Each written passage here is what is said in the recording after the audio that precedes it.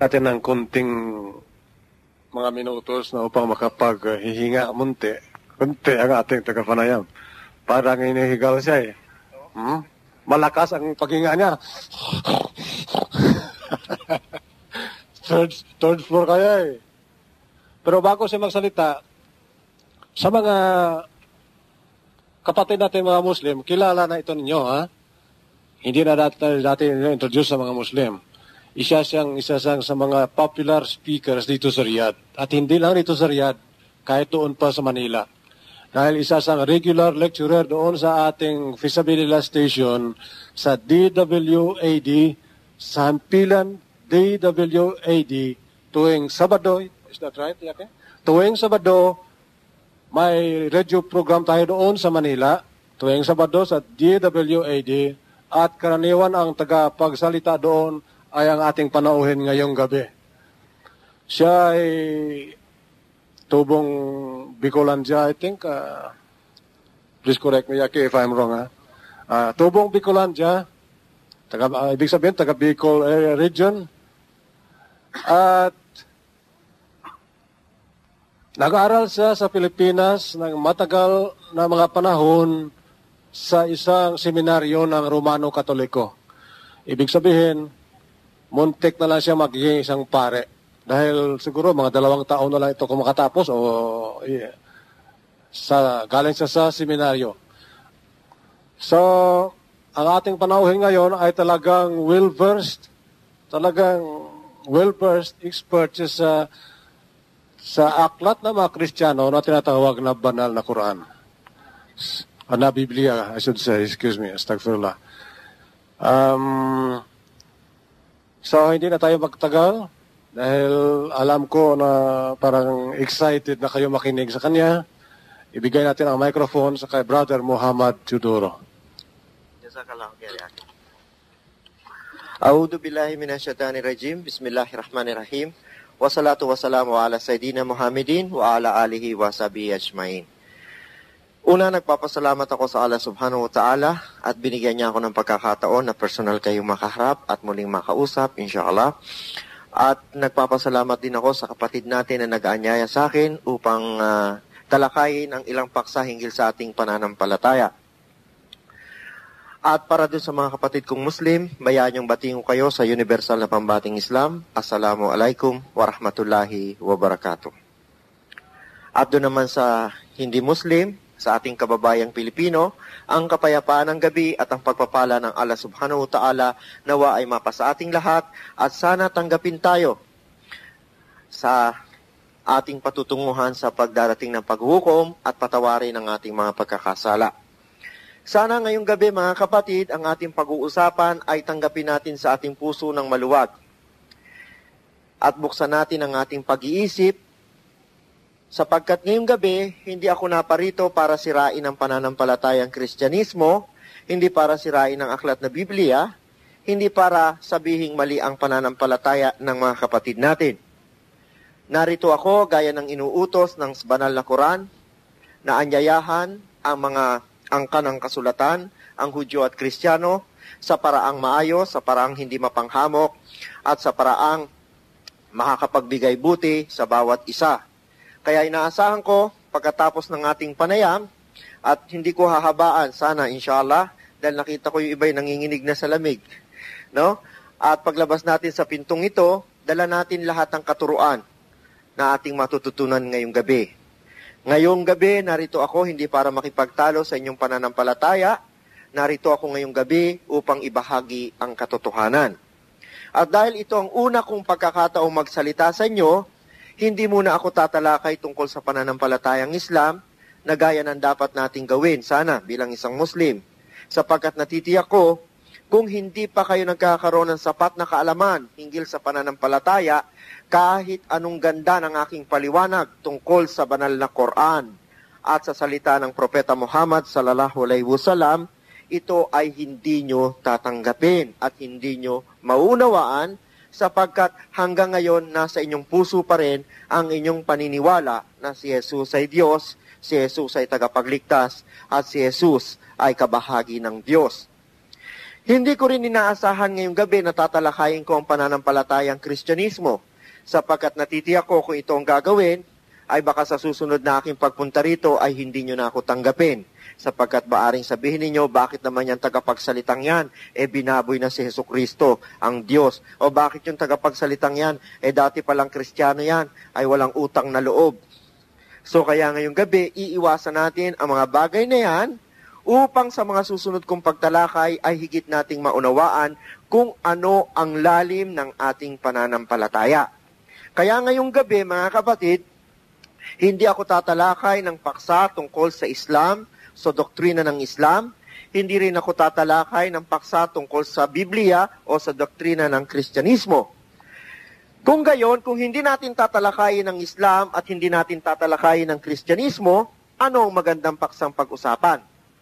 Kailangan ang pag-usapan natin ay yung paksang kapwa tatanggapin ng Muslim at Kristiyano. Ngayong gabi, nararapat tayo ay magkasundo. Sapagkat ganun, para magkaroon tayo ng kapayapaan, kailangan pumunta tayo sa gitnang bagay na pwedeng pagkasunduan ng magkabilang panig, ang Muslim at ang Kristiyano. Ano yung bagay na yan? Pagpaumanin nyo kung ako'y lalapit kasi hindi ako sanay nung may pagitan. Kasi ang aking paniniwala, miskin ako nagtuturo pa sa paaralan, no? For your information, nagtuturo ako sa College of Engineering sa isang university sa Pilipinas. Laging inaalis ko yung pagitan, yung patwang sa pagitan ng nagtuturo at ng nag-aaral. Kaya ngayong gabi, para bang sa pagitan pa lang natin ay nilagyan na natin ng harang, no? Meron ng malaking agwat. So kung ayaw nyo lumapit, siguro mas madali lumapit yung isa kaysa sa 20. Kaya ako na lang ang lalapit. Kaya huwag nyo isipin ako'y kakanta, no? So gaya nga ng sinabi ko, ang ating pag-uusapan ay tungkol sa pananampalataya ng magkabilang panig na kung saan sila kapwa ay magkakasundo. Ngayon, kapwa Muslim at Kristiyano ay naniniwala sa Diyos, di ba? Tama, naniniwala ang kapwa Muslim at Kristiyano sa Diyos. Kung gayon, yun ang ating pag-usapan. Sapagkat kung yun ang pag-uusapan natin, sa unang punto pa lang, magkasundo na tayo. Na ang Muslim naniniwala sa isang na may Diyos, ang Kristiyano naniniwala na may Diyos. Ang Kristiyano ay naniniwala na ang Diyos ay lumikha ng bagay na nakikita at hindi nakikita, at lumikha ng sandaigdigan at lumikha sa tao. Ang Muslim ay naniniwala na ang Diyos na may Diyos na lumikha sa lahat ng bagay na nakikita at hindi nakikita at anumang bagay na narito sa lupa. So kung gayon, makikita natin na kapwa, Muslim at Kristiyano, naniniwala na may Diyos. So yun ngayon ang ating pag-usapan at hanapin natin kung saan bagay tayo pwedeng magkasundo. Sino ang mga kapatid nating Kristiyano rito? Meron ba? Meron? Meron? Alhamdulillah. Ang mga Muslim, of course, makikilala ko na sa pamagitan ng kanilang itsura, no? So, tatawag tayo ng isa nating kapatid sa Kristiyano. Sino ang volunteer? Sige na, wala namang bayad tsaka walang camera. Sige na, bro. Sino? Volunteer. Ha? Wala? Sino, bro? Para maintindihan natin ang ating pag-aaralan ngayon, ang ating tatalakayin. Ha? O yun, may nag-volunteer siya, yung binolunteer niya yung katabi niya. Bro, ka rito. Alam mo, ganyan naman talaga Pilipino no? Tataas ng kamay, tapos ituturo iba. Halika kapatid, sige na, halika na. Para tayo lang naman dito, wala namang ibang lahi, meron ba? Meron ba? Meron? Sige na kapatid, halika. Kristiyano ka, no? Halika. Sige na. Sige na. Nahihiya. Sige na. Sige na, para masimulan natin, bro. Sige, yan. Si brother natin. Alhamdulillah. Anong kapangalan mo, kapatid? Panyong. Si brother Panyong. Ngayon, tatawag naman tayo ng kapatid nating Muslim. Sino ang volunteer sa Muslim? Sino? O yun, binolunteer din ang kapatid nating Muslim. Halika na, bro. Okay. Ngayon, mga kapatid, narito tayo, kaya tayo nagtawag ng ating mga kapwa nating Pilipino sa harapan upang higit nating maunawaan ang nais kong iparating sa inyo. Si kapatid Pangyon ay isang Kristiyano at si kapatid Felix Ahmed. Ahmad.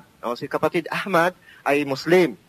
Ngayon, tatanungin natin sila. Gaya nga na sabi natin, ang paksa natin pag-uusapan, kailangan kapwa tayo magkakasundo. Kapatid na Pangyon, naniniwala ka na may Diyos? Opo. Ikaw, kapatid Ahmad, naniniwala ka may Diyos? Alhamdulillah. Okay. Naniniwala ka na isa ang Diyos? Naniniwala ka na isa ang Diyos? Naniniwala ka na ang Diyos na yan ang may likha ng langit at lupa? Ako naniniwala. Naniniwala. Yan din ang lumikha at nagbigay ng mga propeta? Naniniwala. Yan din ang nagsugo sa mga propeta? Naniniwala ako. Kung gayon, makikita nyo, ang kapatid Panyong at kapatid Ahmad ay kapwa naniniwala sa magkaparehong bagay. Ngayon, kapatid, anong relihiyon mo? Katoliko. Anong grupo sa Katoliko? Sige. Ano? Romano, Apostolika? Romano. Romano. Ikaw, kapatid? Alhamdulillah, Islam. Si Brother Panyong, ang kanyang reliyon ay Romano Katoliko at si Brother Ahmad ay Islam. Siya ay Muslim, siya ay Kristiyano. Subalit pareho silang naniniwala sa isang bagay. Kung naniniwala sila sa isang Diyos at itong lumikha ng langit at lupa, bakit si Panyong ay naging Kristiyano at si Ahmad ay naging Muslim? Saan nagkaiba? Hindi pwedeng magkaiba kung isa ang pinaniniwalaan, hindi ba? Dahil kung iisa ang Diyos, iisa ang katuruan. Kung iisa ang katuruan, iisa ang batas. Kung iisa ang batas, iisa ang relihiyon. Pero kayo ang saksi ngayon, gaya ng sinabi nila sa testimony nila, na si brother ay naniniwala sa lahat ng pinaniniwalaan ni Ahmad, pero siya ay Kristiyano at ang ating kapatid ay Muslim. Saan sila nagkaiba? Baka naman yung Diyos nila ay magkaiba, kahit na isa. So tanungin natin. Dahil yun na lamang ang punto eh. Dahil pareho silang naniniwala na ito ang lumikha at makapangyarihan ni isa, pero magkaiba silang relihiyon. Kung gayon, kung magkaiba silang relihiyon, it follows na iba ang kanilang Diyos. Ngayon, linawin natin kung isa pa rin ang kanilang tinutukoy na Diyos. Kasi kung isa ang tinutukoy na nilang Diyos, nararapat ngayong gabi, kailangan magkasundo si Brother Panyong at si Brother Ahmad sa isang landas ng pananampalataya. Hindi ba? Kung isa ang Diyos. Pero kung hindi naman, may karapatan si Brother Panyong na manatili sa kanyang pananampalataya at si Brother Ahmad sa kanyang paniniwala. Ngayon, Brother Panyong, yung sinasabi mo bang isang Diyos, yun ang nagsugo kay Jesus at lumikha kay Eva at Adan? Siya. Ikaw, Brother Ahmad, yung sinasabi mo bang isang Diyos, yun ang lumikha kay Eva at Adan at siya nagsugo rin kay Jesus bilang propeta? Naniniwala. Kung gayon, isa ang kanilang Diyos. 100% walang pinagkaiba ang kanilang Diyos. Ang Diyos ni Panyong ay Diyos ni Ahmad. Walang pinagkaiba. Kung gayon, bakit nga sila magkaiba? Tanungin natin ngayon si Panyong. Baka may sagot siya. Bakit ka naging Romano Katoliko? Dahil sa nakagisnan ko sa aking bansa, sa ating bansa. Sa ating bansa. Sa Pilipinas. So, sa madaling salita, ang sabi ni Brother Panyong, ang kanyang relihiyong Romano Katoliko ay ayon sa kanyang nakagisnan. Ang ibig sabihin ng nakagisnan, yung kanyang minana, yung kanyang kinamulatan, yung kanyang kinamuhayang pamayanan ay maaring pamayanang Romano Katoliko. Ngayon, tanungin natin si Brother Ahmad, bakit ka naging Muslim? Astagfirullah, dati akong Katoliko rin at ako'y nakibahagi din sa ibang sekta ng Kristyanismo. Subalit alhamdulillah sa loob ng aking 5 taon na pananatili dito sa Saudi Arabia, just way back 5 months ago ko lang na-realize at napag-isip-isip at napagbulay-bulay na ang tunay pa ng paniniwala ay ang paniniwala sa Islam. Bakit ka nga naging Muslim? Dahil sa aking paniniwala sa kaisahan ng Diyos at naniniwala ako na si Propeta Jesus ay siyang sugo at alipin ng Allah at si Propeta Muhammad sallallahu alaihi wasallam ay isinugo rin ng Allah. Sila yung mga propeta na pinadala ng Allah at binigyan ng mga revelasyon. Alhamdulillah. So ngayon mga kapatid, sa dalawang sagot, sa sagot ni Brother Panyong at sa sagot ni Brother Ahmad kung bakit sila nagkaroon ng kanilang relihiyon, alin ang higit na kapanipaniwala at alin ang higit na may lohikal na paliwanag. So maaring sabihin natin, Brother Muhammad, kaya papanigan mo si Brother Ahmad, dahil ikaw ay Muslim. So inshallah, ngayong gabi, papaliwanag natin, bago natin ipaliwanag, kung bakit naging Muslim si Brother Ahmad, kung bakit naging Romano-Katoliko si Brother Panyong. Maraming salamat kapatid na Panyong, at maraming salamat kapatid na Ahmad. Ngayon, mga kapatid, bakit ko pinilit na sila ang magpahayag ng kanilang paniniwala? Sapagkat gusto kong malaman ninyo ang inyong sarili o makita ang inyong sarili sa kanilang sariling pagpapahayag. So makikita natin sa simula't simula, sa likas na damdamin ng mga Pilipino, kung tatanungin mo sila tungkol sa paniniwala sa Diyos, makikita mo walang dibisyon sa paniniwala.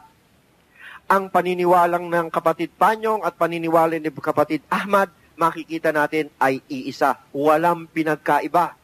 Itanong mo kung sino ang Diyos, ang sasabihin lang ang lumikha ng langit at lupa. Ang may gawa ng lahat ng bagay na nakikita at hindi nakikita, ang lumikha kay Eva at Adan, ang nagsugo kay Jesus sa pamagitan ni Gabriel at nagsabi kay Biring Maria na siya ay maglalalang sa kanyang sinapupunan ng isang sanggol at ito ay tatawaging tagapagligtas o Messiah.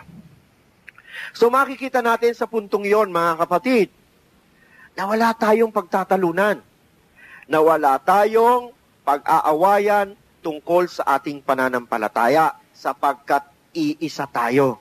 Lahat tayo ay nanggaling sa lahi ni Eva at Adan. Kaya hindi pwede nating sabihin, ako ay mas matalino. Hindi pwede natin sabihin, ang lahing Amerikano ang silang pinakamagaling. Hindi natin pwedeng sabihin, ako matalino at ang mga lahing ganito ay mabababa. Hindi natin pwedeng sabihin, ang mga Indiano ay ganito. Hindi natin pwedeng sabihin, ang mga Thailander ay ganito. No. Sapagkat galing tayo sa iisang magulang, si Eva at si Adan. Nagkaiba-iba lang tayo ng ating lahi at kultura sapagkat ito ang tinakda ng Diyos sa atin. Dahil sabi nga sa banal na Quran, kung hahangarin lamang ng Allah, gagawin niya tayong isang bansa. Sabi niya, gagawin tayong isang bansa. Pero bakit tayo ginawang Pilipino, ginawang Arabo, ginawang Inchik, ginawang Hapon? Upang tayo ay subukan na sa ating pagkakaiba-iba ng lahi kung tayo ay patuloy na mananampalataya sa isang Diyos. Kaya ngayong gabi, mga kapatid, siguro hindi tatanggapin ni kapatid Panyong at ng mga kapatid nating Pilipinong Kristiyano ang sabihin sila'y hindi nananampalataya. Masakit, hindi ba? Wala sino mang Kristiyano sa matuwid niyang pag-iisip ang sasabing, ako'y hindi nananampalataya at ako'y hindi mapupunta sa langit. Natitiyak ko, marami pa sa kanila ang makikipaglaban ng patayan para lang sabihin sila ay tunay na matuwid at nananampalataya. Subalit, gaya nga ng ating kriteria o batayan sa pananampalataya, kailangan ang ating pagsamba ay nakatuon lamang sa lumikha sa atin, hindi dun sa nilikha ng Diyos na katulad natin. Kung tunay tayong nananampalataya sa Diyos at kinikilala natin siya ang makapangyarihan na may likha ng langit at lupa, ng bagay na hindi nakikita at nakikita, nararapat lamang na tayo ay magpasalamat sa Kanya at nararapat lamang na tayo ay sumamba sa Kanya lamang, na siyang lumikha sa ating lahat. Dahil kung tayo ay sasamba sa Kanyang nilikha o sa Kanyang ginawa lamang, then malaking kalapastanganan sa kapangyarihan ng Diyos. Gaya ng paglapastangan natin sa ating magulang na matapos na tayo ay palakihin, ay hindi natin kilalanin ang kanilang mabuting gawa sa atin. Ganon din sa pagsamba sa Diyos. Ngayon, marami sa mga kapatid natin na nagsasabing, Brother Muhammad, nananampalataya naman kami. Total, sabi mo, iisa ang Diyos eh. Iisa yang Pilipinong Muslim at Kristiyano naniniwala sa isang Diyos. Bakit kailangan pa kami maging Muslim? Yung pala kapwa kami naniniwala na iisa ang Diyos. Yun ang palagay ng karamihan. Subalit kung susuriin natin sila, kung tatanungin natin ulit ang kapatid nating Panyong, kung siya'y mananalangin, sino ang kanyang Diyos na tinatawag? Sino ang kanyang Diyos na tinatawag?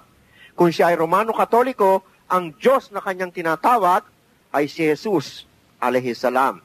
Sapagkat ang dasal ng isang Romano Katoliko ay hindi niya tatapusin nang hindi sasabihin ang pangalan ni Jesus na ito ay aming inihiling sa pamagitan ng sa pangalan ng iyong anak na si Jesus. Amen. So, sino si Jesus? Si Jesus ba ang may likha ng langit at lupa? Si Jesus ba ang lumikha kay Eva at Adan? Kung gayon, hindi siya ang Diyos, sapagkat batay sa testimony ni kapatid Panyong, ang Diyos ay ang lumikha ng langit at lupa. Maliwanag, wala sa kasaysayan sa Biblia na si Jesus ang lumikha ng langit at lupa. Wala ring patotoo o patunay na si Jesus ang lumikha kay Eva at Adan. Sa ganung punto, hindi po pwedeng maging Diyos si Jesus alayhi salam. Hindi ito ang Diyos na tinutukoy ni kapatid Panyong. Subalit, katulad niya at sa marami sa kanya o marami sa inyo, makikita natin nagdarasal lumuluhod sa imahe ni Jesus, sa imahe ng Lord Pardon, sa imahe ng Black Nazarene, sa imahe ng Santo Niño, sa imahe ni Mary, ng Our Lady of Manaoag. So kung gayon, nasaan na ang pagsamba sa Diyos? Nasaan na ang tinatawag nating Diyos? Nasaan na yung kinikilala nating makapangyarihan sa lahat? Of course, hindi si Virgin Mary ang lumikha sa atin. Hindi si Virgin Mary ang lumikha ng mundo. Pero marami sa atin ang nagdadasal, nagnurosaryo, nagnunumbina sa Kanya. So tapos sasabihin natin, tayo ay nananampalataya. Kaya marami sa mga kapatid natin, kung makikita nyo sa banal na Quran, tinawag ang mga Kristiyanong naligaw at ang mga Hudyo na isinumpa. Kung makikita natin sa Quran, sinasabing ang mga kapatid nating Kristiyano ay ang tinatawag ng people of the book, ang aklat ng mga kasulatan. Ganito sila tinawag sa banal na Quran. Binigyan sila ng pagpapalaga sapagkat marami sa kanila ang naniniwala sa kasulatan. Subalit, yung mga kasulatan na kanilang pinaniniwalaan ay pinalitan na ng mga tao na merong motibo tungkol sa kanilang ginagawa. At inshallah, yun ang patutunayan natin ngayon kay kapatid Panyong at sa kapatid nating mga Kristiyano at mga kapatid nating Muslim para kanilang maunawaan. Okay. Ngayon, marami sa kanilang sasabi, Brother Muhammad, dasal ako ng dasal sa Diyos. Hanggang ginawa pa nila ng kantaan Diyos, natutulog daw ang Diyos.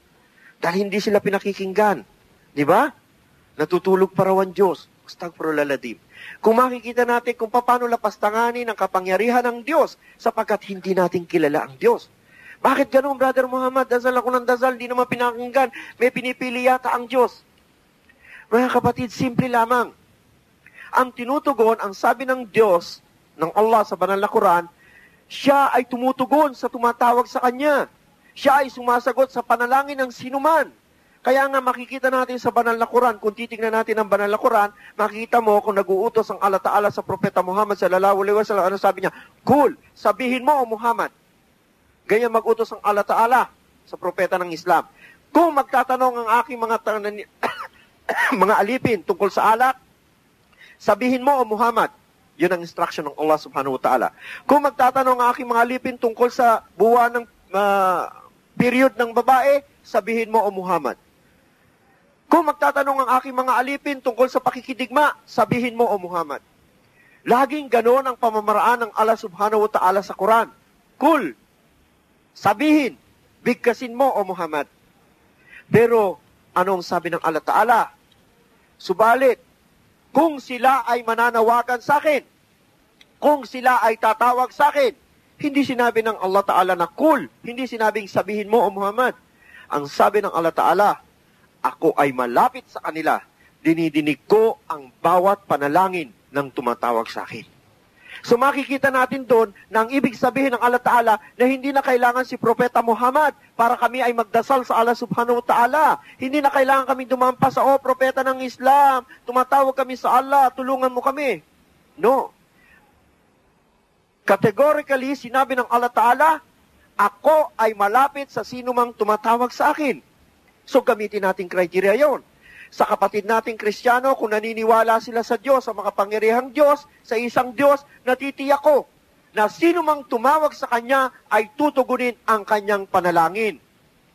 Pero bakit nga si Juan de la Cruz ay napakakulit at ipinagpipilitang hindi raw siya nadidinig ng Diyos at hindi raw pinakikinggan ang Kanyang panalangin?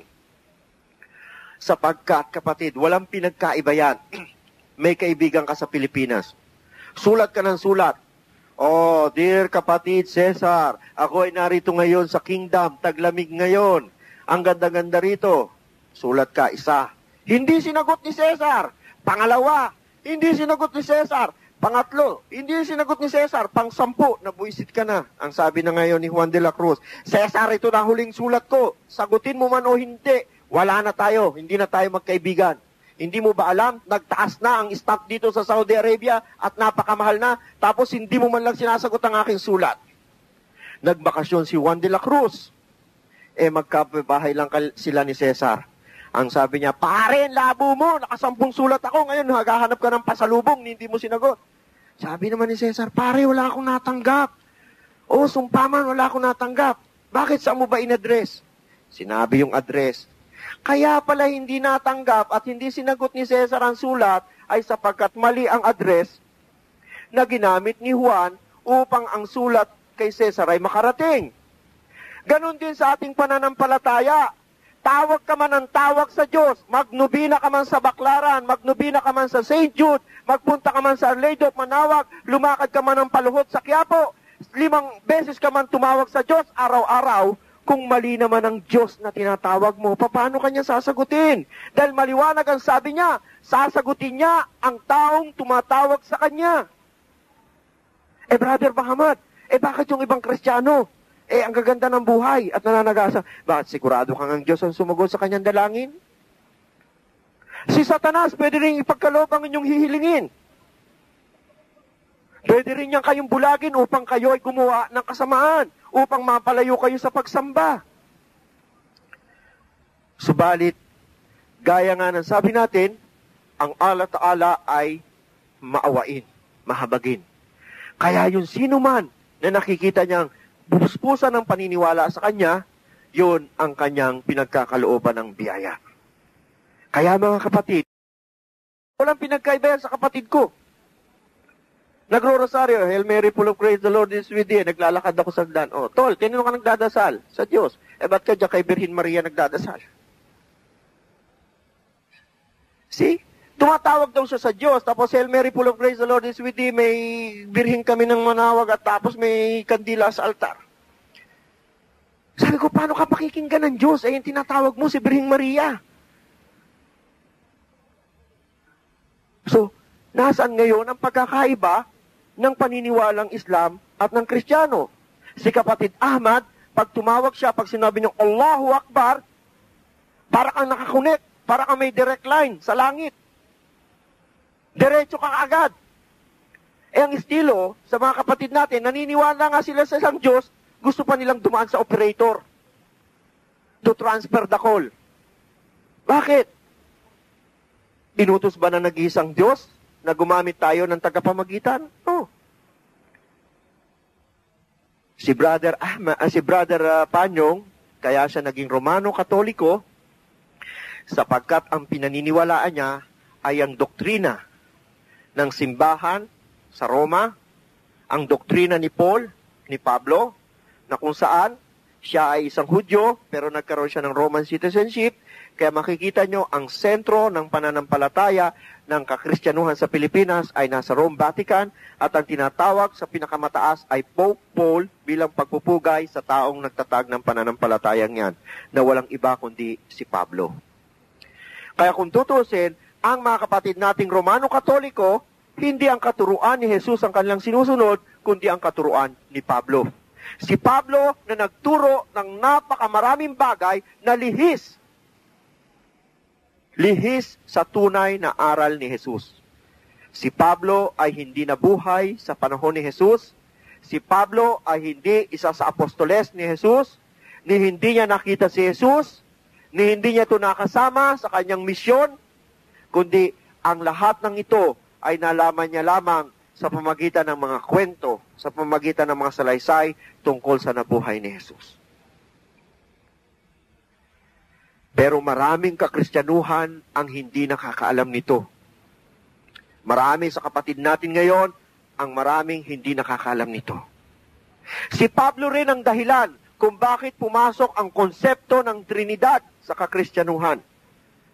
Si Pablo sa tulong ni Constantino, ibinuo nila ang unang tinatawag na Athanasian Creed o ang tinatawag natin na Credo o Christian Creed na I believe in God, the Father Almighty, Creator of heaven and earth, and in Jesus Christ, His only Son, who was conceived by the power of the Holy Spirit, born of the Virgin Mary, suffered under Pontius Pilate, was crucified, died, and was buried. So sila ang nagbuo nito. Dito nabuo ang konsepto ng Trinidad. At dahil nga rito, sa konseptong ito, marami na ang nagsulputan na teolohian o tagapag-aral ng pananampalataya at yung hindi nila magustuhan ay kanilang inaalis at nagkakaroon sila ng bagong pangalan. Kaya nagkaroon ng Protestant. Bakit? Dahil si Martin Luther, hindi niya matanggap na si Jesus ay Diyos. So nagprotesta siya sa lahat ng simbahan sa Inglaterra. Inilagay niya sa pinto na hindi totoo na ang Diyos ay isa. Nahuli siya. So tiniwalag siya sa simbahan, ginawa siyang excommunicado, at sapagkat si Luther ay naniniwala sa kanyang paniniwala, so lahat ng taong nanampalataya sa kanya o naniwala sa kanyang paniniwala, ito ay tinawag na mga protesters. Kaya nabuo sila ang tinawag na the Protestant. Nagprotest sila sa Roman Catholic, sa Roman Faith. Dahil itong Protestant na to ay may kanyang iba't ibang ideolohiya, kaya itong Protestant na to nahati sa apat. Merong Orthodox, merong Evangelists.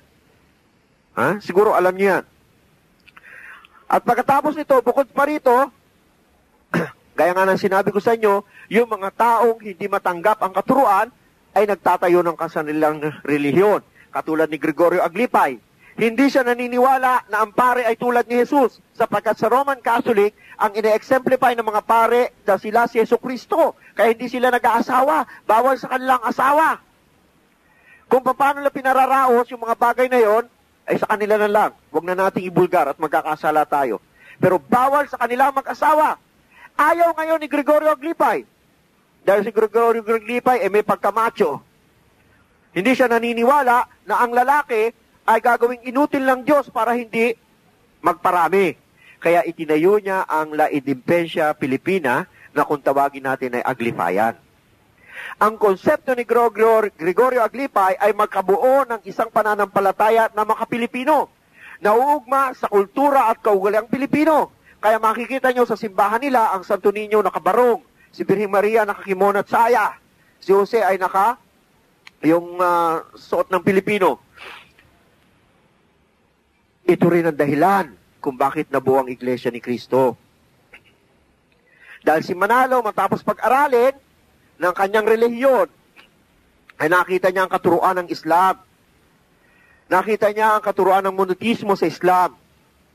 Kaya hindi niya rin tinanggap si Jesus bilang Diyos, kundi isang sugo o tagapamagitan ng Diyos. Kaya nung pagbalik niya rito sa Pilipinas, sa Punta Santa Ana, sa Mandaluyong, itinatag niya ang kauna-unahang iglesia na sumusuway sa katuruan ng Romano. Maraming kasaysayan tungkol dito nung sinisimulan niyan, subalit hindi itong punto ng ating talakayan. Yan rin ang dahilan sa kasalukuyang panahon kung bakit lumaganap ang mga charismatic renewal. Yan din ang dahilan kung bakit nabuo ang mga born again. Dahil kay Pablo, sa mga turo ni Pablo tungkol sa Espiritu, sa binyag at sa tubig, diyan din nagsimula ang mga tinatawag nating love lock. Yung mga artistang pumapasok sa kanilang pananampalataya ng hubot-hubad. Nagkakaroon sila ng charismatic renewal daw sa kanilang sarili. Yan ang mga relihiyon na kinabibilangan ng makilalang artista. Meron tayo tinatawag na ano pa? El Shaddai ni Mike Velarde. Bakit naman si El Shaddai? Sapagkat si Mike Velarde ay dating drug addict, nagkaroon ng terminal cancer sa puso, dinayagnos ng doktor, may taning na ang buhay. Kaya anong ginawa niya? Nung malaman niya siya ay mamamatay na, nagbasa na ng Biblia, humingi na ng tulong, nagdasal na. Alam niyo, karaniwan naman yan sa Pilipino eh. Di ba? Pag malapit na siyang mamatay, tsaka niya naaalala ang Diyos. Di ba? So pagkatapos, nung bumalik siya sa ospital, ewan ko kung totoo naman, ang sabi raw ng doktor, hindi na siya operahin dahil wala na yung cancer. Kaya, ang simbolo ng El Shaddai ay puso. Ginawa nila yung Corazon de Jesus. Puso ni Jesus, kung makikita nyo, kung kayo nagsisimba, meron tinatawag na santo doon, Corazon de Jesus. Yung kayong pusong nakalabas, yung nakikita nyo yung rebultong yun. So, ginawa nilang yun ang simbolo. Bakit? Pero anong tinuturo ni Mike Velarde? Wala. Tingnan mo, mula sa iba't ibang sekta ng kakristyanuhan, ang kanilang batayan, Biblia. Tanungin mo ang Iglesia ni Cristo, ang batayan Biblia. Tanungin mo ang Protestante, ang batayan Biblia. Tanungin mo ang Saksi ni Jehovah, batayan Biblia. Tanungin mo ang El Shaddai, ang batayan Biblia. Ang Born Again, Biblia. Ang Aglipayan, Biblia. Ang Roman Catholic, Biblia. Ang Apostolic or Orthodox or Anglican, Biblia. Kung gayon, kung iisa ang source, bakit iba-iba relihiyon? Iba ba ang tinuro ng Biblia sa Born Again? Iba ba ang tinuro ng Biblia sa Charismatic? Iba ba ang tinuro ng Biblia sa Iglesia ni Cristo? Sa Aglipayan? Sa Protestant? Kapatid, huwag nating pahirapin ang pagkilala sa Diyos. Simple lamang ang gawin nating batayan. Ang batayan, kung isa ang Diyos, isa ang aklat. Kung isa ang aklat, isa ang pananampalataya. Kung isa ang pananampalataya, isa ang paparaan ng pagsamba. Kaya ngayong gabi, mga kapatid, tanungin natin ang ating sarili. Kung mahal natin ang Diyos, ang nag-iisa at tunay na Diyos, at kinikilala natin ang kanyang kapangyarihan, na siya ang nagmamay-ari ng ating sarili at lahat ng bagay dito sa lupa, nararapat lamang kung gayon na tayo ay sumamba sa isang Diyos. At dapat nating kalalanin kung sino ang Diyos. At ngayong gabi, mga kapatid, natitiyak ko sa mga tao ngayong narito, kay Muslim siya o Kristiyano, gaya ng sinabi ni kapatid Panyong, na isa ang Diyos. Meron bang naniniwala rito hindi isa ang Diyos? Wala. Kung gayon, mga kapatid, ngayong gabi, kailangan magdesisyon tayo. Kung isa lamang ang Diyos na ating sinasamba, nararapat na magkaisa tayo sa pamaraan ng pagsamba. Hindi kailangan iba-iba. At kung isa lamang ang Diyos, iisa lamang ang kanyang turo. At kung isa lamang kanyang turo, iisa lamang ang pananampalataya. Kaso, merong mga nagsasabi, okay? Bagamat sinabi kong hindi tayo tatalakay, marami magsasabi dyan, Brother Muhammad, si Jesus nga ay hindi Diyos, pero anak ng Diyos, kabahagi ng pagka-Diyos. Ilang libong beses ko nang pinaliwanag sa mga kapatid natin, o hinamon ang iba nating kapatid, na ipakita ang kanilang batayan kung paanong si Jesus ay naging Diyos. Ito rin ang dahilan kung bakit ako umalis sa seminaryo. Sapagkat sa aming Theology 1, nagtuturo ang aming guro na father, sabi niya, tinuturo niya ang doktrina ng Trinidad, na ang Diyos ay isa, subalit meron siyang tatlong katauhan, ang Ama, ang Anak at ang Espiritu, sabi niya. Dumating na ngayon sa punto na kami ay pinagtatanong. Di ako naman talaga, dahil hanap ko ay katotohanan, nagtanong ako, kako Father, ipaliwanag mo sa akin na maigi, sapagkat sinasabi mo na ang Trinity, ang Diyos ay isa, hindi sila tatlo. Pero ang Diyos na yon ay ang Ama, ang Anak at Espiritu, na kung hindi ito Ama, ito ay Anak. Pag ando ng Anak, ang Ama at Espiritu magkasama sa Anak. Kung ito ay Ama, ang Anak at Espiritu magkasama sa Ama. Kung ito ay Espiritu, ang Ama at ang Anak nasa Espiritu. Hindi sila tatlo, bagkus isa. Sabi ko, Father, bakit itunuturo nyo sa amin ang maling dasal? Sabi niya, anong maling dasal? Sabi ko, yung Apostles' Creed. Kaya, anong mali doon? Di nagagalit na. Alam mo naman yung mga pare sa atin, may pagkaugaling Kastila. Ano nang mali doon? Sabi niya. So sabi ko, Father, would you allow me to recite the prayer? Yeah, go ahead. Di sinabi ko nga, I believe in God, the Father Almighty, Creator of heaven and earth, and in Jesus Christ, His only Son, was conceived by the power of Holy Spirit, born of the Virgin Mary, suffered under Pontius Pilate, was crucified, died, and was buried. On the third day, He descended into hell, ascended into heaven, seated at the right hand of the Father. Full stop. Tumigil ako doon. Oh, what's wrong? Sabi ko, Father, paano ang ama at anak ay isa kung ang anak ay naupo sa kanan ng ama? Then namula yung teacher ko. Okay, Mr. Jodoro, I want to see you in my room. Yes, Father. Ako, patay na naman ka ako. Sermon na naman ako nito. Pero hindi niya ako nasagot. So, doon pa lamang sa basic na tinuturo niya sa amin, tinanong ko na, ipaliwanag mo sa amin, Father, paano umuupo ang anak sa kanan ng ama kung sila ay isa? Sige nga, paano ka ako? Kaya hindi ko matanggap yun. Pagdating doon, sabi niya, ako raw ay sinasapian ng demonyo, ano ba raw ang pinaggagawa ko, siguro hindi raw ako astagfirullah ng time na yun. Kaya inis ako sa aking paring yun. So, pagkatapos, anong sinabi niya? Tinuro na naman niya. Sabi niya, binibigyan kasi kami ng verses sa Bible, at ito ang nag-expose sa akin sa tunay na pag-aaral sa Bible, mga kapatid. Hindi katulad ng ginagawa sa atin nyo ngayon, na bibigyan kayo ng verse. Pagkatapos yung verse na yon, ipaliliwanag ng layman. Ipaliliwanag. Nawawala siya ayon sa context ng nilalaman sa Bible. Kaya marami nagsasabi, Brother Muhammad, si Jesus ay Diyos sapagkat sinabi niya sa Gospel ni John that the Father and I are one. Sabi ko, ipaliwanag mo. Sabi niya, kanya. Di sinabi ni Jesus na siya raw at ang ama ay isa. Ano ba ibig sabihin ng isa? Isa. Sabi ko, yun ang paniniwala mo. Yun ang sinasabi sa amin. Saan mo nakita yan? Hindi niya patanda yung verse. Sabi ko, sa John 10:30 yan. Sinasabi ni Jesus. Ako, alam mo ba kung bakit sinabi ni Jesus yan? That the Father and I are one. Sabi ko, dahil kung titignan mo sa John 14, ano sabi ni Jesus? That the Father is greater than I. Kung sila iisa, paano ang ama ay makakahigit sa anak? Hindi sila isa. Dinatigilan siya. Sabi ko, ikaw, anong pangalan mo? Sabi niya, Caparino. Ano pangalan ng tatay mo? Apelyido, Caparino. O ikaw ba ang tatay mo, iisa?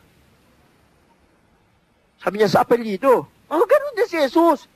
Si Jesus at ang Diyos ay iisa. Saan? Sa sinasabi, sa misyon. Sapagkat si Jesus ay sugo ng Diyos. Hindi sila isa sa katauhan. Pero ang sinasabi mo na si Jesus ay Diyos sapagkat ang ama at isa sila sa katauhan, isa sila sa pagkatao. Mali. Gaya mo, kaparinyo ka, kaparinyo tatay mo, hindi kayo isa, kundi dalawa kayong kaparinyo, iisa kayo sa apelyido.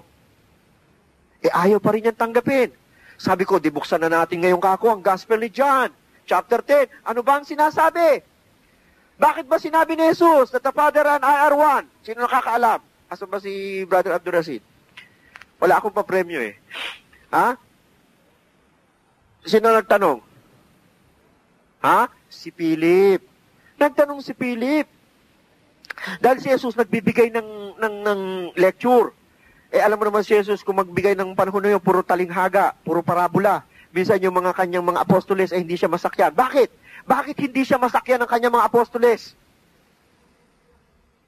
Dahil yung mga apostoles niya ay mga walang natapos. Di ba? Mangingisda. Ang mga apostoles niya, yung mga kinuha niya, hindi niya kinuha yung mga Saduceo, yung marurunong sa batas to. Ang tinawagan niya, yung mga marukha, yung maliliit. Yung mga mangmang. Meron lang dumesang maganda-gandang trabaho, yung tax collector. Kilala niyo kung sino yun? Si Matthew. Tax collector siya. Ayaw niya pang iwan.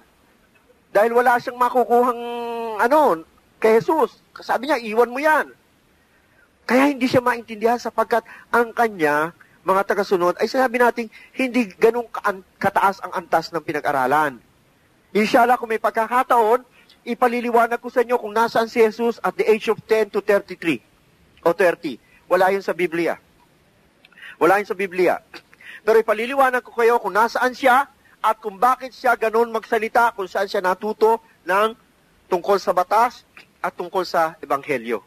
Wala siyang dalang bagong doktrina, pero meron siyang dalang katuruan.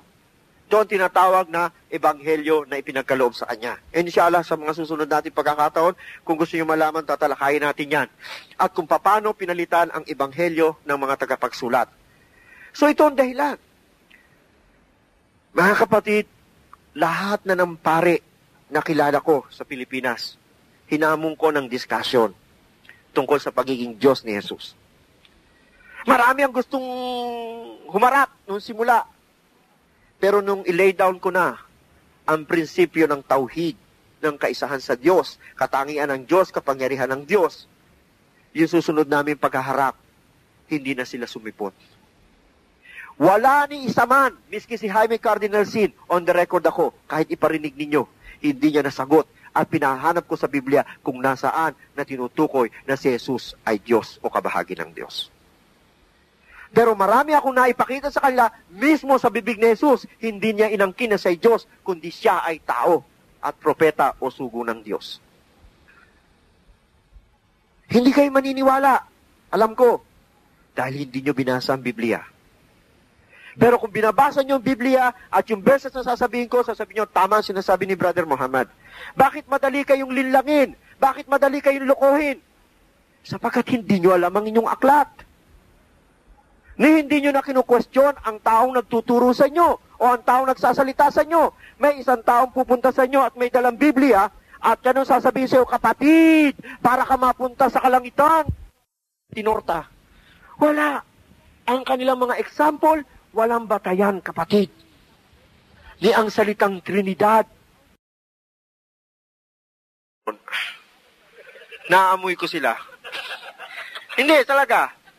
Yan ang, alam mo, yan ang isang patotoo pa na hindi totoo ang kanilang pananampalataya. Alam mo kung bakit? Kasi ikinahihiya nila. Eh kung wala naman sa akin, eh ano kung maging born again ka? Mamamatay ba ako? Mamamatay ka? Kung ipakilala mo sarili mo? Wala. Pero the fact na hindi nila maipakilala ang kanilang sarili, the fact na hindi yan totoong relihiyon o hindi totoong pananampalataya. Well, kung wala, alhamdulillah. At least wala akong masasagasaan. Okay. So, anong sabi ni Jesus? Katulad daw tayo dapat ng hangin na lahat ng sulok ay pinapasok. Di ba? Pinaniniwalaan natin pero hindi natin nakikita. Yun ang ibig sabihin ni Jesus na tayo kung pinanganak ka sa Espiritu, sa ikaw ay Espiritu. Na ibig sabihin, kung likas naman ang palataya ka sa Diyos, kahit hindi mo siya nakikita, naniniwala ka, ikaw ay pinanganak sa Espiritu. Pero hindi sinabi ni Jesus na buhusan mo siya ng tubig, ilublog mo yung ulo niya, at pagkatapos ay kakantahan niyo at paglutang niya, Amen. Ligtas na siya. No. Saang ritual to? Wala. Sabi ko nga sa inyo, maraming kasalanan si Pablo sa inyong pananampalataya. Pero hindi ito ginusto ni Pablo. Dahil si Pablo ay tunay na nananampalataya kay Jesus, alayhisalam. Ang kanyang pananampalataya kay Jesus ay maaaring hindi tawaran ng pananampalataya ninyo. Yung pananampalataya nyo kay Jesus kulang pa kaysa pananampalataya ni Pablo. Pero ang problema kay Pablo, ipinortray niya si Jesus larger than life. Higit pa sa dapat kalagyan ni Jesus. Kaya, mga kapatid, ang gusto ko lang sabihin sa inyo is, kung may pagmamahal kayo sa Diyos, magkasundo tayo. Ngayon, sino ba ang dapat kilalanin nating Diyos? Ang dapat nating kilalaning Diyos ay yung makapangyarihan sa lahat. Yung gumawa sa atin, di ba? Natural lamang na sampalataya natin, kilalanan natin yung lumikha sa atin. Gaya rin ang pagkilala natin sa ating magulang, na pinalaki tayo, inaruga tayo, binigyan tayo ng magandang buhay, at pagtanda nila, tinutumbasan natin ang pagmamahal, tinutumbasan natin ang paglilingkod. Ganon rin tayo dapat sa Diyos, sapagkat siya lumikha sa atin, nagbigay sa atin ng lahat ng biyaya, nararapat lang natin siyang sambahin. Pero paano natin siya makikilala? Ang Diyos ay makapangyarihan sa lahat. Hindi niya na kailangan pa ang kaagapay. Hindi niya na kailangan pa ang katulong para manatili ang kanyang kaharian dito sa mundo. Hindi niya na kailangan pang magsatao. Ibig sabihin, para lang ang Diyos pumunta o masabi sa langgam ang gusto niya sabihin, ang Diyos magsasalanggam para lang kausapin ng langgam. Ganun ba ang ibig niyo sabihin sa Diyos? Na ang Diyos para lang kausapin ng tao, nagkatawang tao sa katauhan ni Jesus, para lang natin makita? Astagfirullahaladzim. Di ko ang Diyos pala ay gusto niya na kausapin ng mga isda, magiging isda siya, para lang kausapin niya ang mga isda. Ganito ba ang konsepto natin sa Diyos? Ang Diyos makapangyarihan. Di ba pagka nga tayo magsisimba, ano sasabihin ng pari sa atin? Ipahayag natin ang ating pananampalataya. Magsasabi tayo ng ating pananampalataya, ako'y sumasampalataya. At pagdating natin sa ritual ng Eucharistia, itataas ng pari. Di ba? Itataas ng pari yung puti na tinapay. At saka yung kanyang kupita. Anong sabi niya? Narito ang kordero ng Diyos. Narito at nag-aalis ng kasalanan sa sanlibutan. Mapapalad ang tinatawag sa piging ng kordero. Anong sagot ng mga nagsisimba? Sige, mga kapatid natin Kristiyano, anong sagot? Ay, patay na. Hindi nagsisimba. Booking. Di ba? Ang sasabihin natin, yung iba, ilalagay pa yung kanilang daliri na ganyan sa puso. Panginoon, hindi ako karapat-dapat na magpatuloy sa iyo sa aking katawan, ngunit sa isang salita mo lamang ay gagaling na ang aking kaluluwa. Kung naniniwala ka sa isang salita lang ng Diyos ay gagaling na ang kaluluwa, sa salita lamang ng Diyos, kaya niyang ibigay ang lahat ng kagalingan para sa iyo, ano pa't kailangan niya ang personal na katulong? Diba? So makikita nyo sa doktrinang itinuturo sa inyo, maraming kontradiksyon basta kilala nyo ang Diyos. Katulad na lang ng ritual ng Eucharistia. Ano sasabihin? Ng ostia. Tingnan nyo, yung ostia daw na yun ay si Jesus. Diba? Nasusundan nyo ibig sabihin. May tinapay. Diba? Kukunin ng pare. Okay. Pagkatapos ng hapunan, kinuha niya ang tinapay, hinati, ibinigay sa kanyang mga alagad at nagwika. Tanggapin niyo lahat ito at kanin. Ito ang aking katawan nang ihahandog ng dahil sa inyo. Tapos tutunog yung kalembang, di ba? Ting! Tinataas naman ng pare yun. Okay, binaba. Pagkatapos ng hapunan, kinuha niya ang kalis. Nagbuhos, hinati, ibinigay sa kanyang alagad at nagwika. Tanggapin niyo lahat ito at inumin. Ito ang kalis ng aking dugo. Ang dugo at bago at walang hanggang tipan na sa inyo at sa lahat ay ibubuhos sa ikawawala ng kasalanan. Gawin niyo ito bilang pag-aalala sa akin. Ting! Tutunog na naman yun. Di ba? Pagkatapos nun, ayun. Kasabihin na nga niya, narito ang kordero ng Diyos. Pinagsali na eh. Sinama na yung ostia at yung bino, yung alak.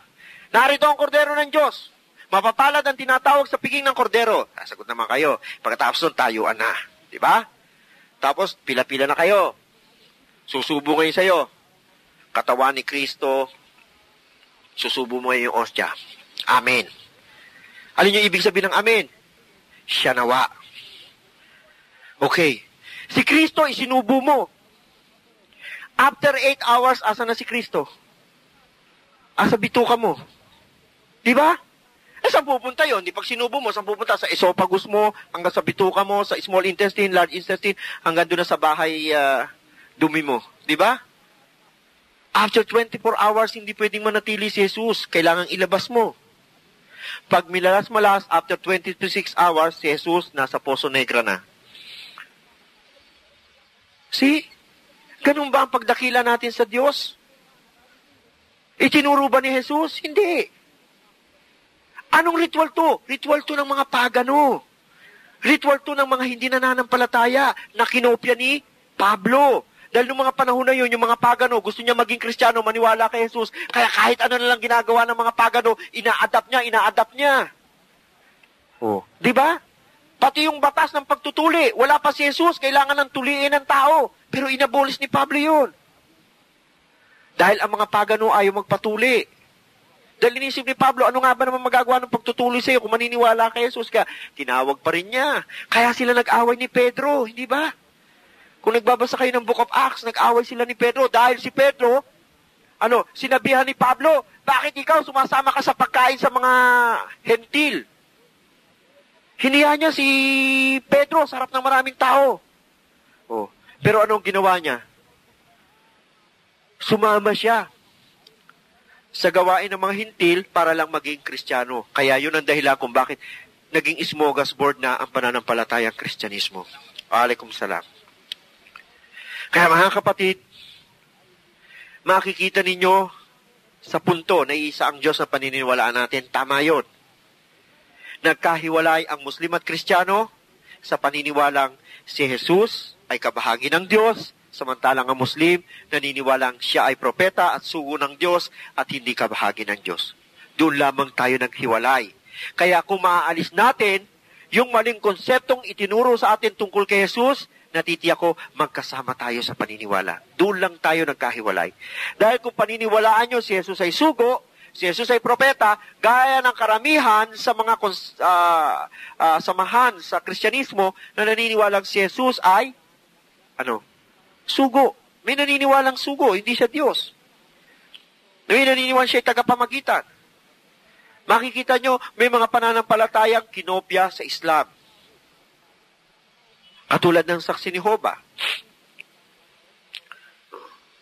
Marami. Sabi nga nila sa akin, Brother Muhammad, paano mo mapatutunayan na ang Diyos ay Diyos nga at siya hindi Diyos?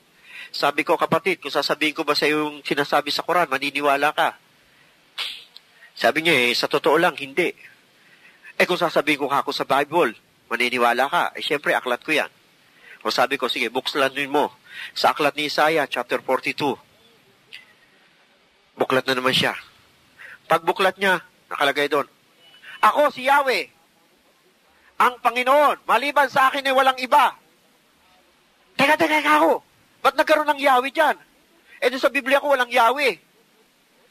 Yung pala, siya ay saksi ni Jehovah. Kaya yung Biblia niya, inalis yung original. Na kasi nakalagay doon, ako ang Diyos at ako nga, maliban sa akin ay walang ibang Diyos. Ilagay nila, at ako nga, imbis na at ako nga, ang nilagay niya, ako nga si Yahweh. Kaya mga born again, ang tawag na rin kay Jesus sa Diyos ay si Yahweh. Correct me if I'm wrong. Diba? Pero wala yun. Dinuktong lang yun. Ano ba yung salitang Yahweh? Inshallah, kung mag-aaral kayo ng Arabic, makikita nyo ang kaibahan. Sapagkat, yung mga yan, yung lengguwahe ni Jesus, yung Aramaic at Arabic, semantic language yan, magkapatid. Makikita nyo yung tinutukoy niyang Eli, Eli. Nasa Biblia pa rin yun. Nung ipinakuraw siya, pinakuraw. Ano sabi niya? Eli, Eli, lama sabachthani. May mga Bibliang hindi inalis yung salitang yon. Pero may mga Bibliang sinali na, ama ko, bakit mo ako pinabayaan? May mga Biblia namang, Diyos ko, bakit mo ako pinabayaan? See, yung Eli na tinutukoy niya, kung titingnan mo sa Arabic yan, ito rin ang tinutukoy ng Allah. Kasi galing to sa word na Elohim. Plural. Ng God. Pero hindi yun ang ating pag-aaralan dahil napakalalim para sa inyo noon. Dahil unang-una, hindi naman kayo marunong magsalita ng Arabic. At hindi naman ako teacher ng Arabic. Kaya lang bagay na nakita ko yon kasi yung derivative ng God. Kaya, mga kapatid, ang punto ko sa pagparito ngayong gabi ay upang ipakilala sa inyo na wala tayong hindi pagkakasunduan kung ating uunawain lamang ang katuruan. Dahil ano ang sabi ni Jesus sa aklat ni Mateo? Katotohanan sinasabi ko sa inyo. Hindi ako sinugo rito upang wasakin ang batas o sirain ang mga propeta, pagkus ikatuparan yun. O si Jesus na nagsabi, hindi siya isinugo rito para palitan ang batas o siraan ang mga propeta. Sino yung mga propeta? Yung mga propetang nauna sa kanya upang ikatuparan yun. Bakit? Ano ba sinasabi ni Moses sa Deuteronomy 6? Pakinggan mo ko, Israel, mahalin mo ang Diyos, sambahin mo sapagkat siya isang Diyos. O ano sinasabi ni Jesus? Pakinggan mo ko, Israel, sambahin mo ang Diyos, mahalin mo ang Diyos ng buong mong puso, buong mong pagkatao, buong mong kaluluwa, sapagkat siya isang Diyos. Mark 12 verse 29. So itong patunay na hindi pinalitan ni Jesus ang katuroang ibinigay ni Moses. Dahil kung bubuksan niyo sa Old Testament, sa Deuteronomy 6 verse 4, ito ang sinasabi ni Moses. Ay pagpunta niyo naman sa New Testament, ito ang sinasabi ni Jesus daw, according sa Gospel ni Mark.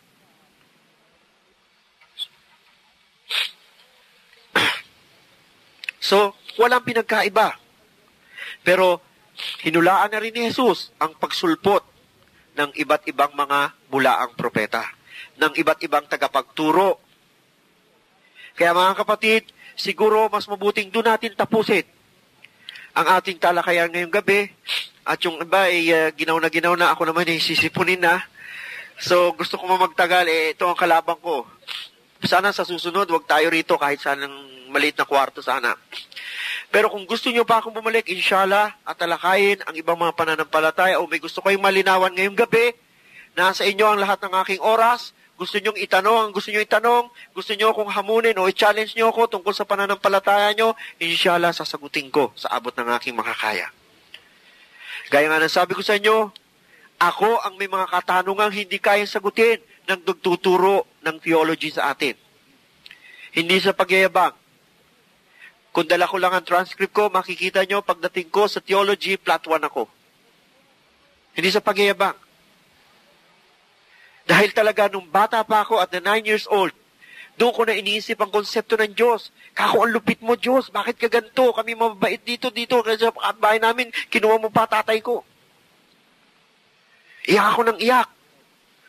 Hanggang sa pupunta ako sa simbahan. Ang nanay ko naman, wala na ibinigay ko sa akin kundi ang Biblia, anak. Magbasa ka. Ano kaya ako magagawa ng Biblia yan? Hanggang sa napupunta na ako, natatagpuan ko na lang, after ng class ko, pupunta ako sa simbahan. Hanggang sa nakita ako nung pare, umiiyak doon. Sabi niya, Iho, anong problema? Oh. So sabi ko, Father, hindi ko maintindihan siya eh. So tinuturo ko yung nakapako.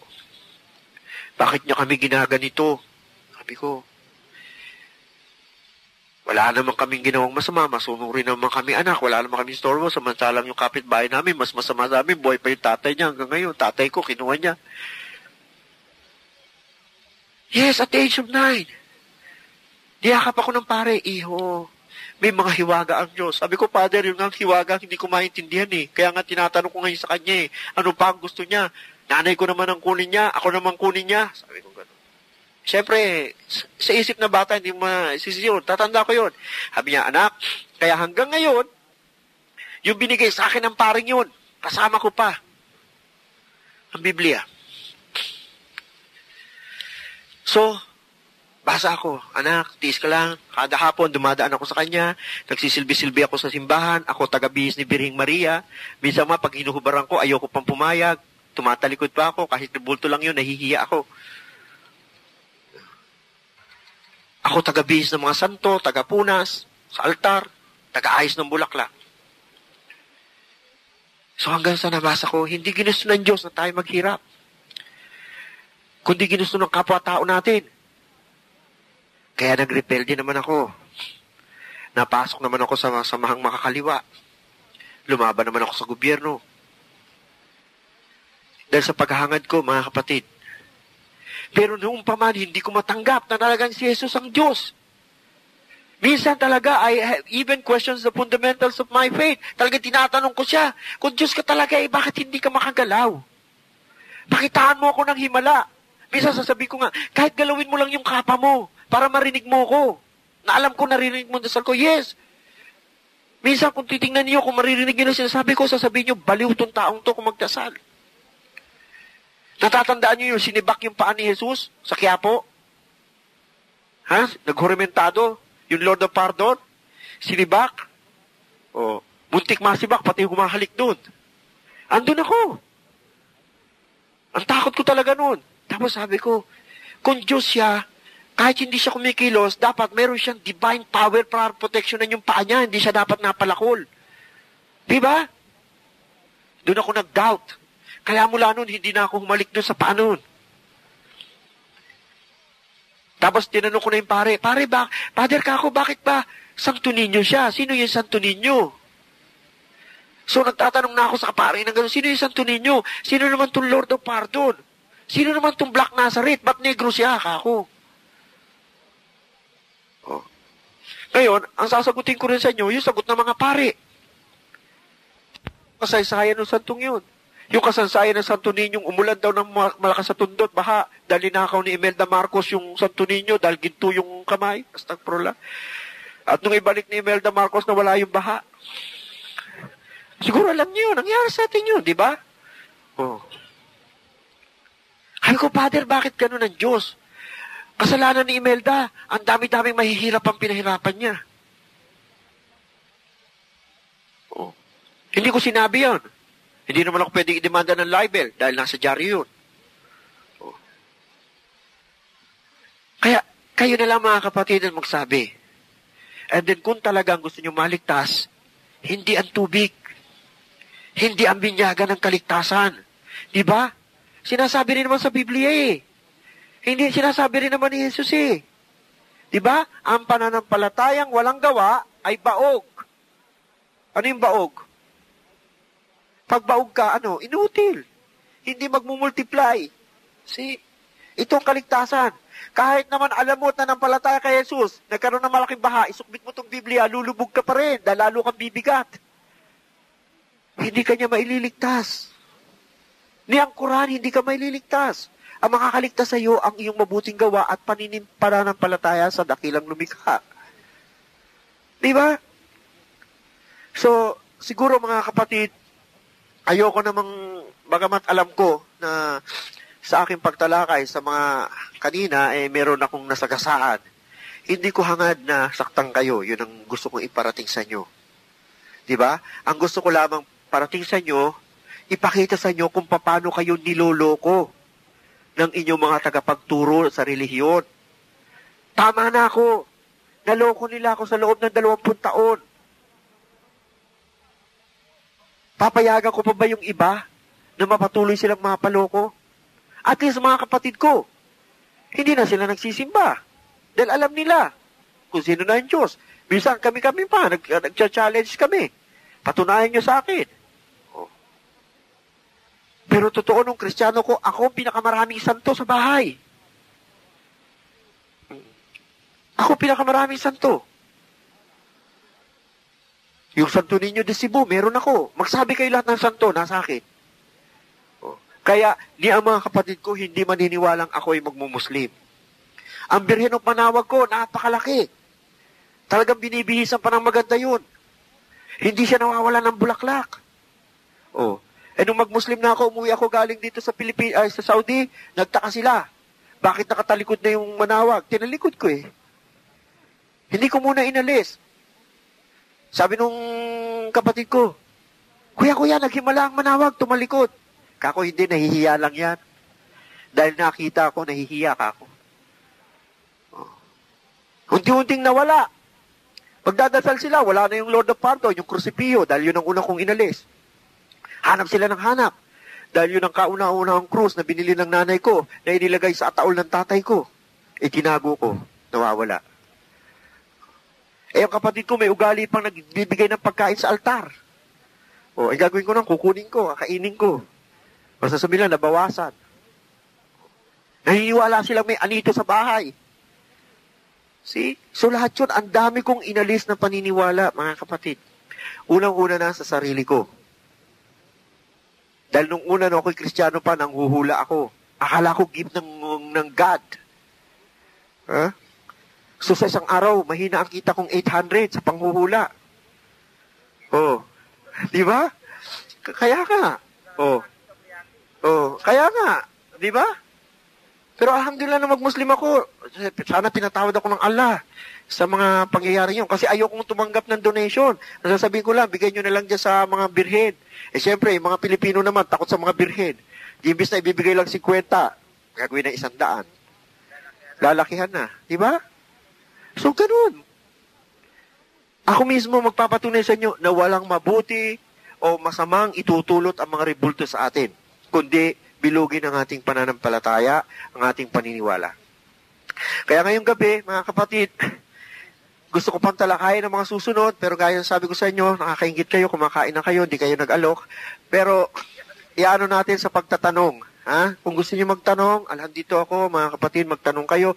Kung merong hindi malinaw sa inyo o doon sa sinabi ko na hindi niyo matanggap, willing akong ipaliwanag o gawing malinaw, magtanong kayo, wala namang problema, wala namang bayad, wala namang tama o maling tanong, no? And then, para maliwanagan ninyo kung saan tayo nararapat pumunta.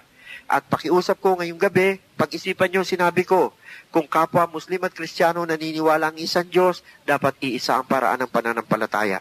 At ipakikita ko sa iyo, inshallah, sa susunod, na ang ginagawa ni Jesus ay katulad ng ginagawa ng mga Muslim. Pero yung mga ginagawa ng Kristiyano, hindi mo makikita ang kailanman ay ginawa ni Jesus alayhi salam sa Biblia. Wala. Yung pagluhod, yung pagkanta, si Jesus pag sumamba, hindi nagdadala ng gitara, hindi pumapadyak. Na this is the day that the Lord has made. Hindi. O sige, patunayan nyo na gano'n ang pagsamba ni Jesus. Si Jesus hindi pumunta sa simbahan para magkaroon ng konsyerto. Matin ako sa simbahan ng mga protestante. Sabi ng brother ko, Brad, dala, simba tayo. Ayoko, protestante yan eh. Sige na, magagalit si nanay. Sabi ko, sige na nga. Pagpasok namin ganyan, sinalubong pa kami ng pare. Kinamayan pa kami. Tagang pagpasok namin, binanatan na ng organ. Simula, hanggang sa huli. Puro kantahan. Tol, kala ko misa ay concert to. Tol, maingay. Tol, sabi ko, may pakain, may puto. Sabi ko, ganun. Dahil yung sa harap ng altar nila, malaking takipan ng puto. Yung pala, pag inangat mo yun, maliliit na kupita. Naiwan ko kung ano laman. Kaya sabi ko, Tol, may pakain, may puto. Sabi ko. Sabi niya, bro, hindi yan puto. Ano yan? Yan ang handog. Sabi niya. Di binigyan kami isa-isa. Naku, Tol, may bayad to. Sabi niya. Wala, huwag ka maingay. Ako may bayad to. Wala. Tinatawanan ako ng brad ko. Ito na nga, pagkatapos namin, sumunod na yung kasusupot. Sabi ko sa'yo, yan, may bayad na. Ibayad mo ako. Sabi ko. See? So, bagamat kiniken ko yung brother ko kasi hindi na rin ako naniniwala sa relihiyon niya, sa protestante. Pero dahil fraternity brad ko siya, kailangan magpakita ako ng pakikisama sa kanya. Pero nung maging Muslim ako, kahit sabihin niya pang mag-brad kami, hindi pwede. Minsan ba naman Tol, sige na, kaya naman ako pumasok sa simbahan ng Iglesia ni Cristo dahil sa kagustuhan ko lang mag-usyoso. Abayin, magsisimba pala sila Opo, siya nga po. Sabi ko, ano simba to? Iyak kayo ng iyak. Opo, siya nga po, opo. Kaya sabi ko, bro, kako, paano mo pinaniwala kako? Alam mo, halos pareho na tayo ng paniniwala, pero bakit ganyan kayo magsimba? Ano kayo sa ministro? Kaya, yun ang yun ang point ko, bro. So, alhamdulillah, sila ngayon nagtatanong, di ba yung mga Muslim terorista yan? Tingnan mo sila, Abu Sayyaf, sila. Doon nila kilala ang Islam. Pero wag niyong husgahan ang Islam sa tao. Dahil ang Islam ang gumagawa sa tao at hindi tao ang gumagawa sa Islam. Ako rin, kaya hindi ko nalaman ang Islam sa Pilipinas. Dahil yung mga klasikong Muslim sa eskwelahan bukod sa suplado, talaga hindi sila nakikisama sa Kristiyano. Magtanong ka lang, medyo pagalit pa. Lalo na nung ako nag-aaral. Panahon ng fraternity war. Dahil martial law baby ako. Laki ako sa ikalalaki unlad ng bayan, disiplina ang kailangan. Lunti ang himagsikan ni Imelda Marcos. Paaral ako ng gobyerno. Lahat ng ito, mga kapatid, nasubaybayan ko. Kaya, kung nagsasalita man ako sa inyo, hindi para maliitin kayo, no. Tanggapin nyo ito bilang i-correct ang mali ninyong paniniwala. At inshallah, kahit naman anong paliwanag ko sa inyo, kung hindi kayo gagabayan ng Allah, kung hindi kayo gagabayan at hindi pa kayo tinatawagan, ay natitiyak ko hindi kayo magmumuslim. Pero kaya magtataka kayo, bakit yung mga ibang kapatid natin, minsan lang makinig ng lecture, gusto na agad magmuslim. That means, tinawagan na sila agad. Pero meron tayong mga kapatid talaga, kahit anong gawin mo, ayaw. At magsasabi pa, tama naman yung Islam Maganda naman yan Walang masama sa Islam. Agad si Allah, tama naman yan Pero bakit hindi siya magmuslim? Naniniwala ako sa isang Diyos. Pero bakit hindi niya masabing ako'y sumasaksi na isa ang Diyos na dapat sambahin? Bakit? Kasi brother, sa Islam pala, bawal ang alak. Bawal ang sugal. Di ba? Mahirap niya brother, kasi alam mo naman, ito lang ang source ko sweldo ko lang 800 a month. Dito lang ako kumikita sa pagbebenta ng satike. Sa pagbebenta ng tape sa bata, biro mo, 25 real, isang kopya. Magkano lang ang tape? 10 real. Tubo na ako ng 15, tol. Diba? Saka, tol, ito lang ng diversyon ko. Iniwasan ko na nga yung pusoy, kaya pa-ending-ending na lang ako diba? Pero pa i-justify, kaya hindi nila mag-Muslim dahil doon.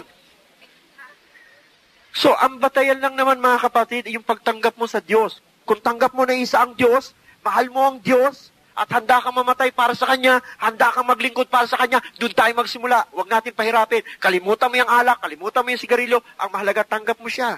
Dahil eventually, kung tinatanggap mo siya sa puso mo, makita mo, isa-isa mong mawawala yan. Isa-isang mawawala yan sa'yo. Nang hindi sa'yo ito, nang hindi ka pupwersahin. Ikaw mismo sa sarili mo. Dahil kung mahal mo siya, sabi mo, nakakahiya nga. Dahil ipatadaman niya yan sa'yo. Ako, nakakadalawang pakete isang araw. Pinakamababa akong gasto sa Pilipinas, 2,000 sa beer house. Pero pa sa tips na nagsasayaw sa taas, pag ako medyo buwang-buwang. Di ba? Oh.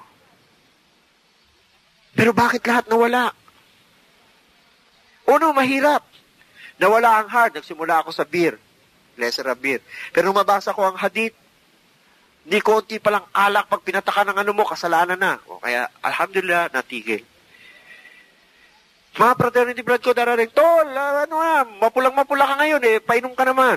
O, lalabasan ko sila ng juice. Wow, Tol, inaalas ka mo, bulatin namin yan. Aba, magdusa kayo. Kung gusto nyo ako makainuman, mag-juice tayo. Kung gusto nyo ng beer, lumabas kayo sa bahay ko. Wow, Tol, corny mo na. Sabihin ba naman nila? Dahil ba yan sa alaala mo? Si miso nagsasaltas na gano'n, pero hindi ko sila inaaway. Then, I have to explain to them. So, sige na bro, tanggapin nyo na. Masamang tinatanggihan niya. Lalamig. So, dito natin tapusin, mga kapatid, dahil baka yung iba hindi makakain, nakukonsensya. Di ba? I-open natin sa tanong, bro. Kung may gusto magtanong. Kung wala naman, di tutuloy natin ang lecture, bro. Meron ba? O, may mga tanong, bro? Sige na. Oo, sige, bro. Paano yung mga ibang sikto sa atin na hindi rin naniniwala ng Diyos? Anong tanong, bro? Anong mangyayari sa atin? Kasi, ang sabi, kung nagbasa ka sa Quran, ang sabi sa Quran malinaw. Walang tatanggaping ibang relihiyon ang Allah subhanahu wa ta'ala maliban sa Islam. Sapagkat sinabi niya, nung sabihin nga to, kung matatandaan nyo, nung sa last day niya sa Arafat, nung sinabi niya ang kanyang khutbah, yung last khutbah niya na sinabi sa kanya, na nireveal ng Allah Ta'ala na on this day, I have perfected your deen, and I have chosen al-Islam to be your deen. Sabi niya, actually yung deen, hindi natin pwedeng isali na relihiyon. Kaya lang natin sinasali na relihiyon upang maintindihan ng mga hindi Muslim kung ano ibig sabihin ng deen. Actually, yung deen, yung way of life, no? Yung way of life, yung kaparaanan ng pamumuhay. Kaya sabi ng Allah Ta'ala, sa araw na ito ay pinili ko ang pamamaraan ng pamumuhay ninyo at pinili ko ang Islam bilang kaparaanan ng inyong pamumuhay. So itong sinabi niya. So nung malaman to ng mga tao, nalungkot na yung mga tao sapagkat alam nila mamamatay na ang propeta sapagkat complete na ang revelation. So, mula dito, sinabi ng Allah Ta'ala na wala siyang ibang tatanggapin na reliyon kundi ang al-Islam. At pinili niya na ang maging buhay natin ay sa kaparaan ng Islam. Kasi ang Islam, mga kapatid, kung paano mo ituring ang anak mo, kung paano mo ituring ang asawa mo sa kama at sa labas, kung paano mo ituring ang iyong kapitbahay, kung paano ka mamuhay, kung paano ka magdamit, kung paano ka magsalita, kung paano ka kumain, kung paano ka gumamit ng bathroom, kung paano ka gumamit ng anumang bagay na nilikha, ito ang Islam. Sapagkat ibinigay ng Allah Ta'ala ang kaparaanan. May hangganan. Pati ang paggamit ng CR, inutos sa atin kung paano. Pagkain, itinuro kung paano. Walang relihiyon na magsasabi sapagkat ang sabi nga ng Allah Ta'ala, ginagawa kong ganap, ginagawa kong perfect. Kaya, tinuruan tayong kumain sa kanang kamay. Diba? Tinuruan tayo kung paano tayo kakain, paano magdarasal bago matulog. Even paano matutulog. Itinuro. Even kung paano ka gagamitin mo ang asawa mo, itinuro. So, anong relihiyon ang makakapagturo nun? So, kaya kung sabihin ng Quran na ginawang ganap, may katotohanan. Ngayon, lahat ng ginawa natin dito, kaya niyang patawarin. Sabi ng Allah Ta'ala, lahat ng kasalanan, maliban sa isa, yung magpartner ka sa Kanya. Yung sabihin mo na siya ay may anak, na siya ay espiritu, o siya ay may kabahagi. Kaya, yung relihiyon na kumikilala kay Jesus bilang bahagi o kabahagi ng Diyos, hindi sila mapapatawad ng Allah subhanahu wa ta'ala at kailanman hindi sila makakapasok sa paraiso. Kasi walang pinagkaiba yan eh. Ha? Tutuloy ka sa bahay ko, pagkatapos sisiraan mo ko, sasabihin mo, may mismo maganda pang bahay. Eh, ba't ka papasok sa bahay ko? Di doon ka sa magandang bahay na sinasabi mo. Diba? Ganon din yan. Sinasabi mong may Diyos, tapos kinikilala mo si Jesus bilang Diyos. Doon ka kay Jesus. Diba? Kaya, doon sa tanong mo, kapatid, yung mga tao na wala sa Islam, kahit kapatid mo pa siya, nanay mo pa siya, hindi mo dapat panginayangan. Kung sinabi mo ang katotohanan at hindi pinakinggan, at hindi sila makakapasok sa kalangitan. Eh, may tanong pa dyan, bro. Eh, paano naman yung Kristiyano na mabuti, na hindi gumagawa ng masama, naging matuwid, malinis, palasamba, talagang religyoso, kaysa dun sa Muslim na nakikita namin sa Pilipinas, nagiinom, barumbado, mas mapalad pa rin, mas may katawaran pa rin yung Muslim. Bakit? Kasi sumasamba lang siya sa isang Diyos eh. Eh yung Kristiyano nga, simba ng simba, eh may katambal naman yung Diyos. Eh yun ang hindi niya kayang patawarin. Kaya doon nga natin masasabi, ang Diyos makatarungan. Hindi natin pwede sabihin, kasi hindi nga siya Muslim pero mabuti naman siya. Ano ang criteria mo? Parang naging mabuti siya. Di ba? Kahit na sabi mong nilublob ako sa tubig at espiritu at muli akong ipinanganak, hindi pa rin garantiya na makikita mo ang kalangitan o makakapasok sa kalangitan. Dahil hanggat nagtatambal ka, hanggat sinasabi mong si Jesus ang aking tagapagligtas, si Jesus ang daan patungo sa kaligtasan sa Diyos, sa konsepto ng paniniwala mo sa Diyos, then hindi ka makakarating sa paraiso. Pero kung sinasabi mong siya ang daan sa katotohanan, sa konsepto ng pagiging propeta o sugo, then meron kang kapatawaran at maaari ka makapunta sa kalangitan. Naintindihan, kapatid? Kaya ang kasalanang hindi mapapatawad ay yung magtambal ka sa Diyos. Ang sinabi mong ang Diyos may anak, ang Diyos ay espiritu, o ang Diyos ay ama. Yon ang hindi niya kayang patawarin. Di ba? May tanong pa, bro. Ha? May tanong pa, bro. Sige, bro. Sige, bro. Bismillah.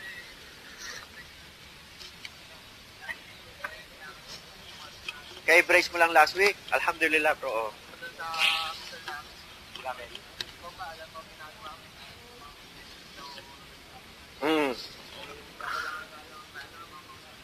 Ayan ang sagot mo.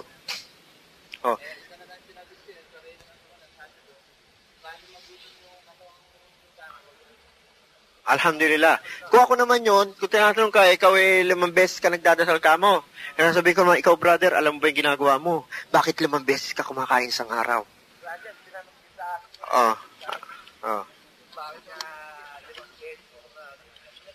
Okay, ayan. Kung may nagtanong sa inyong ganyan, bro, ganito lang ang sabihin niyo sa kanya. At kung may kapatid tayong Kristiyano, gusto kong sagutin nila ngayon. Bagamat hindi sila maaari ang tinutukoy nyo, no? Okay, ang Muslim 5 beses magsala, inuutos ng ng Propeta Muhammad sallallahu alaihi wasallam. Dahil wala sa Quran yun eh. Di ba? Ang Propeta Muhammad, ang sa pamagitan ng hadith. Ngayon, ang Kristiyano, ilang beses inuutosang magdasal ng Biblia? Sige. Sino makakasagot? Kristiyano, ilang beses?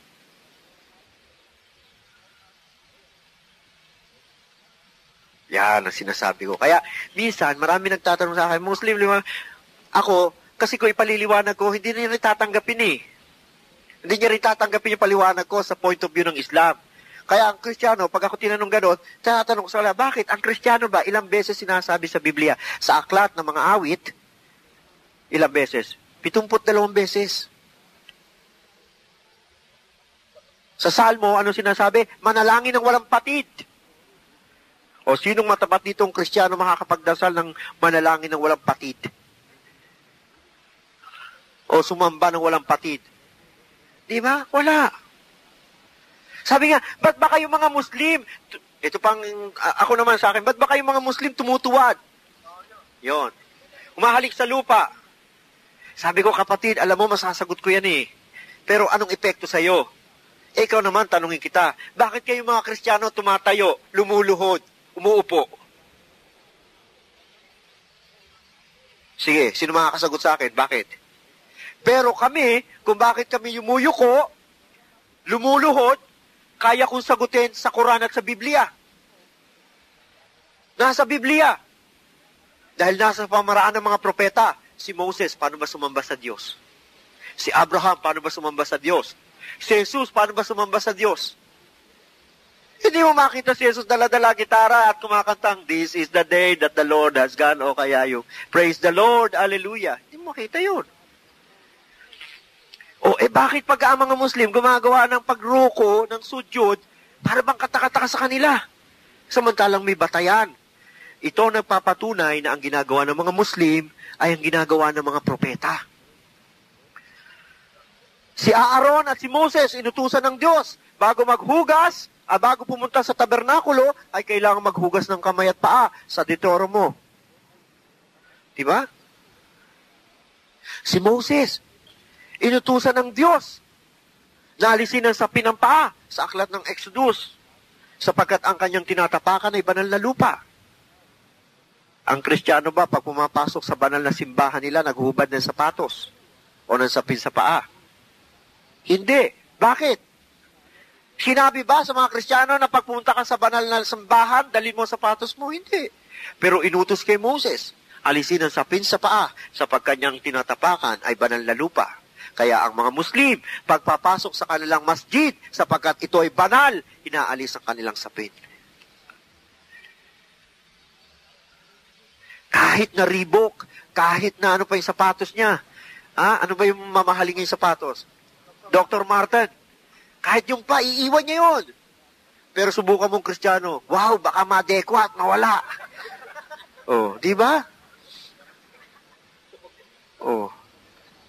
So, ito ang patunay, bro. Kaya nga sabi ko, kung naniniwala kayo sa isang kaparaanan, doon tayo sa isang kaparaanan. Dahil ang lahat ng ginagawa ng Islam ay ayon sa katuruan mula kay Adan hanggang kay Jesus at hanggang sa huling propeta Muhammad sallallahu alaihi wasallam. Wala kaming binago. Diba?